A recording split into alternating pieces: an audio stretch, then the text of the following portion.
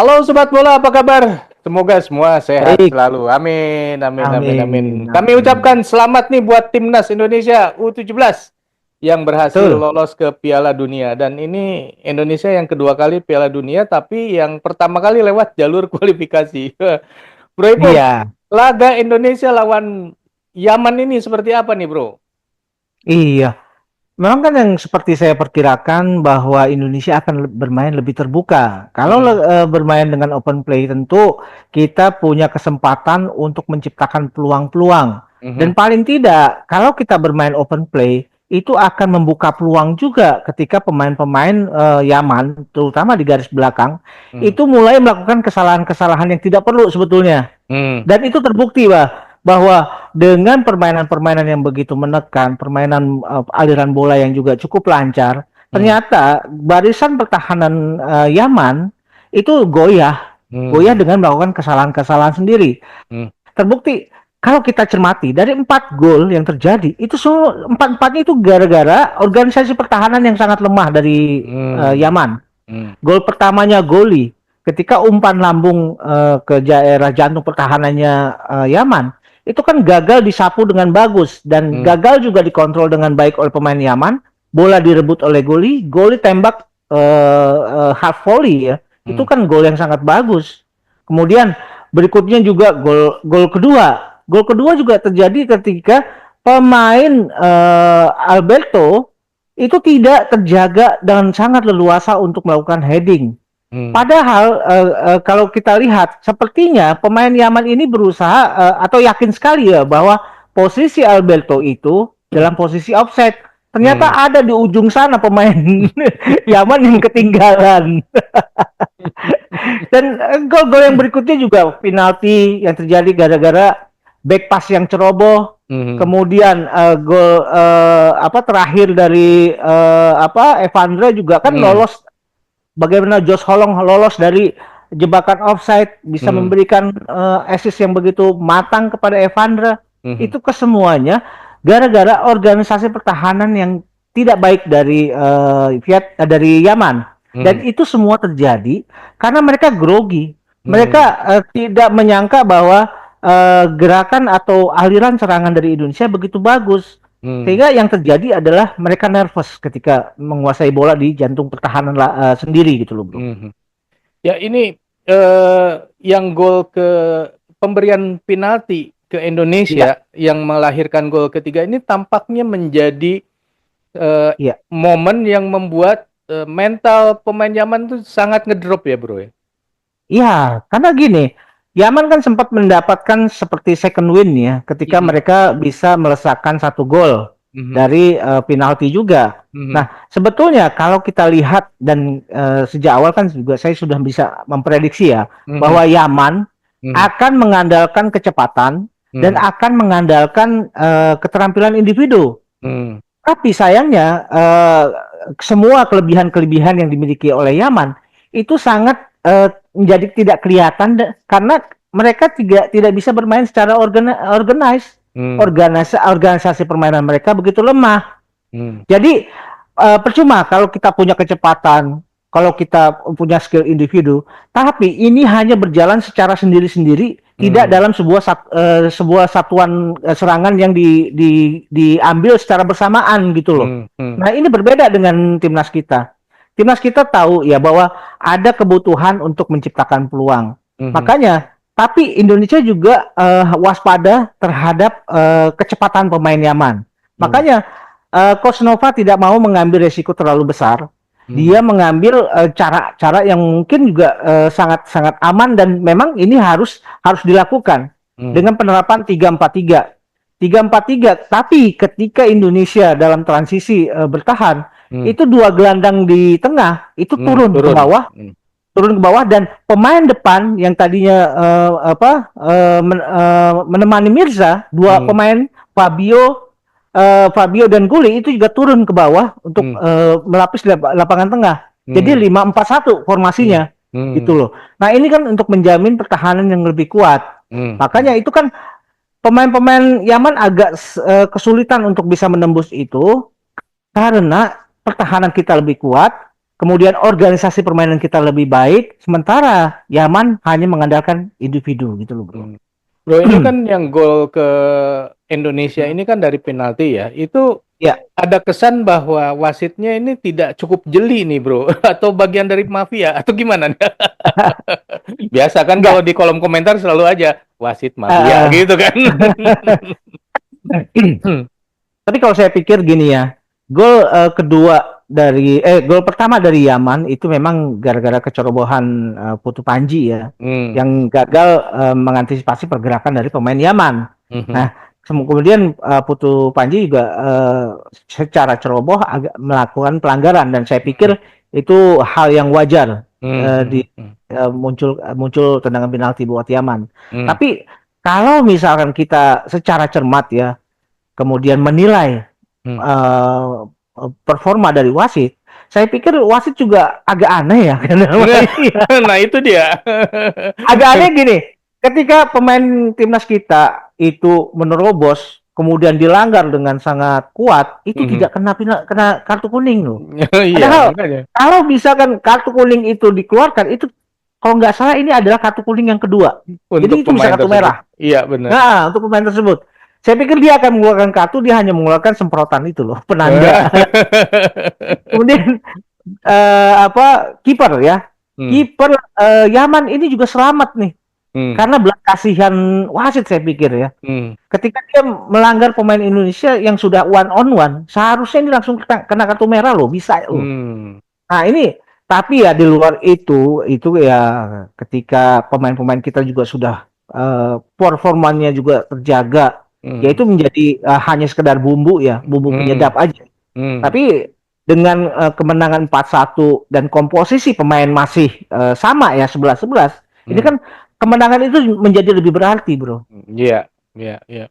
Tapi gini ya, ada yang ngomong katanya Indonesia ini kalau lawan, ya kita lihat juga lah lawan Korea Selatan dan juga lawan Ya, Yaman ini kan eh, skema bertahannya ini lebih kuat daripada menyerangnya gitu kan.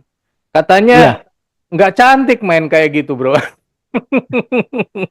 Sekarang gini, kita tuh nggak terlalu peduli ya dengan cantik atau tidak cantik ya. Yang penting Karena menang ya. sepak bola yang dihitung adalah bagaimana pemain atau tim bisa menang melalui gol ya, Ya, gol yang didapat ya. Ya hmm, kan ketika contoh gitu Itali dulu kan hmm, begitu jelek bermain Enzo Berzot ya dengan hmm, Catenaccio. hmm, Tapi Enzo Berzot dengan Catenaccio yang dikecam oleh dunia itu hmm, bisa jadi juara dunia gitu hmm, loh.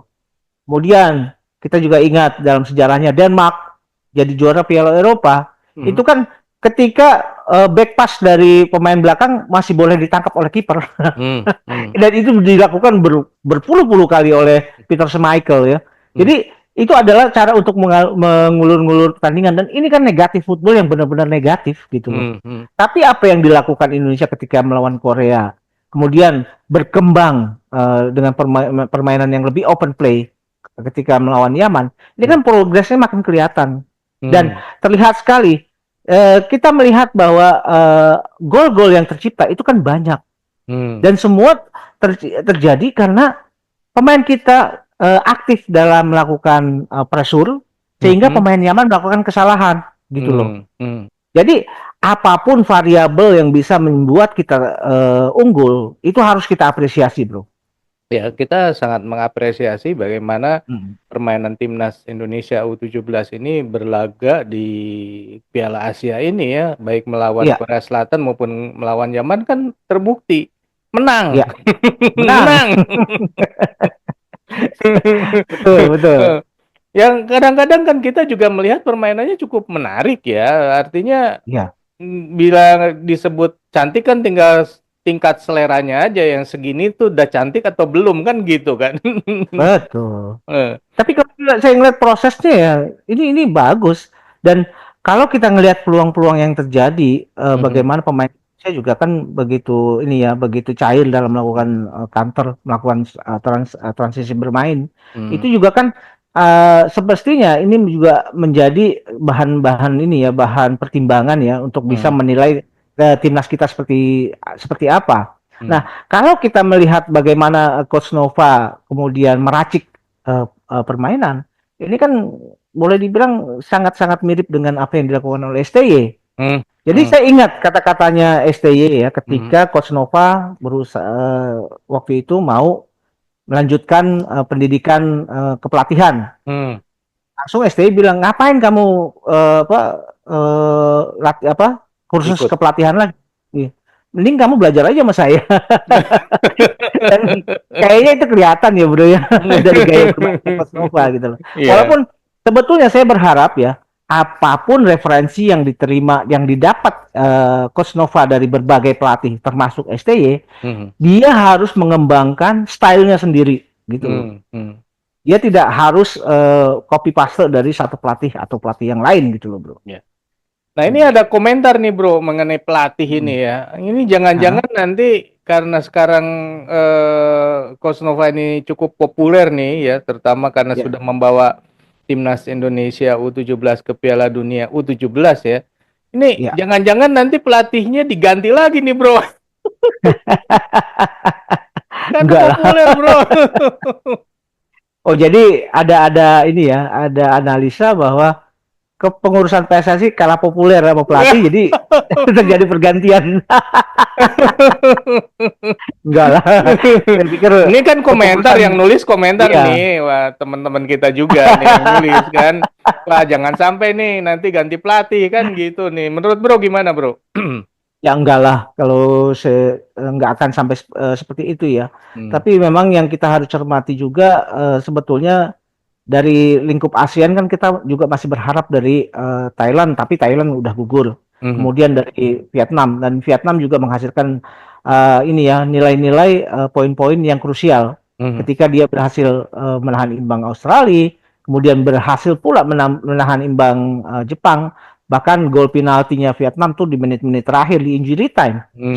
90 plus gitu ya. Mhm. Nah ini juga kan menandakan ya bahwa perkembangan sepak bola di ASEAN mudah-mudahan akan membaik ya. Mhm. Mhm.